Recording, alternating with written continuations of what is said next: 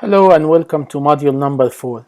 The purpose of this module is to develop an app that trains a person on recognizing music notes played by a guitar.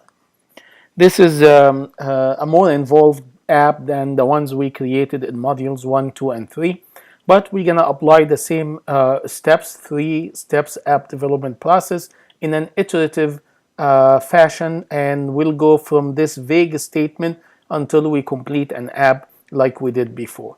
So we start with iteration number 1, and the iteration number 1 is the overview and or the planning. Also, you can call it the kickoff of your project. So we apply the app development process. Step number 1 is the problem formulation. And I am not going to do research on this one, but you need to do research. I'm going to tell you the result of the research, and when you get to the final project, you can conduct that on your own. So I'm going to move directly to the scope. And the scope of this project so far is we need an app that trains a person on how to recognize the music notes. So you can, from that, you can decide or design the scope in many different ways. I will be presenting a very specific way of how you can do that. But that is the decision that I made. And I'm sure if each one of you had an opportunity to do it on your own, you're going to come up with something a little bit different in how you want to accomplish that goal. Your app will be different than my app. But since this is learning and it's a beginner class, you may want to follow me through and go through this entire cycle building this app from scratch with me. And when you are done and become more comfortable, perhaps come back again and start on a clean slate from this vague statement and see what you will develop on your own. To become proficient in app development, repetition and practice is essential. So going through this one time is not enough. This is not an article you will write and or a paper or a problem you're gonna solve, a math problem. This is like music. You have to practice learning and practice the performance of a song over and over and over again until you become very fluent, not just in the song, but you build the skill to play that song and any other song as well. So likewise here with the apps, practice is important. So we'll go through it one time together, and when you're done, I advise you to come up with a clean slate like the one we have now and start deciding how you can build this on as one on your own. So in the scope here, we're going to use a game, create a game where the user recognizes or hears where the user is presented with a note, and they are asked to recognize that note.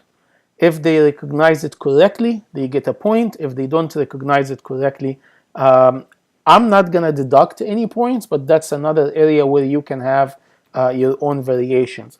If a user recognizes the note, they get a point. A score is calculated at the end and presented in a statistics screen that shows or presented in statistics.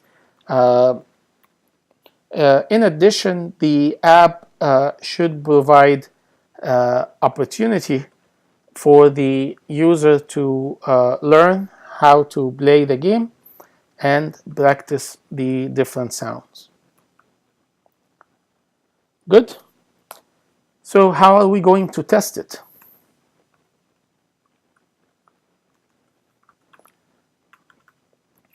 So in an app like this, there are so many different testing scenarios, and we can build as many of those as we want. And I can sit here and build 10 of them. And I noticed that many of you just follow what I did. So if I did one or two, you just do the one or two that I created. It is a beginner class, so it's okay, but you need to pass me. You need to move beyond what I'm just offering here. So if you think of 5 or 6 different testing scenarios, then write them, even if I don't write them. So testing scenario number 1 will say that we're going to test the help. So we'll say user navigates to help screen and practice the sound of the notes. The app responds with playing the different sounds that the user selects. Testing scenario 2, in this case, we'll test the game itself. User plays the game and answers. So there are so many things that we want to test, and it will evolve also with iterations. So as we get into the specific iterations where we are building each one of the pieces of this game, we will create testing scenarios specific for those. So user plays the game and responds correctly. The app recognizes that it is a correct answer. Testing scenario 3, repeat testing scenario 2 with incorrect answers, and observes that the app recognizes that it is incorrect answers. The last thing will be on the stats. The user navigates to score stats and is presented by different stats about the scores. All right. Then we move to step number 2, which is the solution formulation. And in the solution formulation, we follow the model view controller design pattern. The model describes the data. So what data are there? Well, there is the music notes. There is the music notes as a collection of files. And there is the individual music note file. We will be using MP3 files, and iOS libraries can read the MP3 files. So in order to represent a music note file, we will use a new library called AV Audio Player. The AV Audio Player exists in the AV Foundation framework. For a collection of files, we've used collections almost in every module so far. We will use the NS array. Anything else? We will need a score. We need to also think about in the scope, are we going to have one iteration for each game, or does the game have multiple iteration? And maybe you know, maybe you don't. So at this step, you are just listing what you know. If there's something you don't know or you are not sure about, then leave it, move on, and trust that the iterative process will reveal it when the time comes for it. So I know that we're going to need to have a score. I know that we're going to have correct answers. And I know that we're going to have turns. So to represent turns, that's a non-decimal number, 1, 1, 2, 3, 4. So we'll use the int type for that. The correct answers, this is also non-decimal number. So we can use the int type. Actually, in Swift, there's no, it's int. And on the score will can have a fraction, can be decimal, or you may use the score as non-decimal. You can decide on that. Do you want to use the score with like decimals in it or not? Maybe I don't really know. So for now, I'm gonna make it decimal number. But these answers can all change later on. Then we go to the view. So in the view, in an app like that, you will have to sketch how you want the user interface to look like. I'm gonna show you a tool called mybalsamic.com, and we will be using that tool in the final project. So let me switch to that quickly. So in the mybalsamic.com, it's an online tool that allow you to create mockup for your app. So I have here a mockup of the music learning app, and it has, as you can see, multiple screens and multiple states. So in the beginning, there is the main screen, and the main screen has an option to start a game, an option to view stats, and an option to view help. And in the game itself, there are multiple options. So there is, when you start a game and you answer a correct answer, that's what will appear on the screen. If you answer an incorrect answer, that's what will appear. If you go to, if you have the game over, so this will show up an alert with information and a score. The help screen will have some tutorial and guide, and will have the opportunity for the user to see the different notes that are available and select one of them, and listen to the actual sound.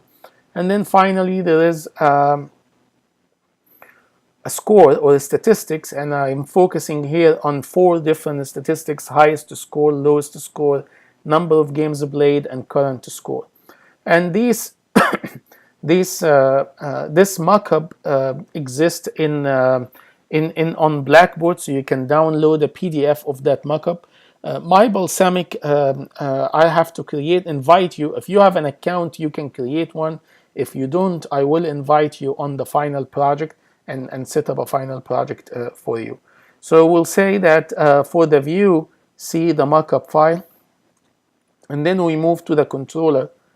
And in the controller, I will leave the controller for now. We'll add details later on the controller.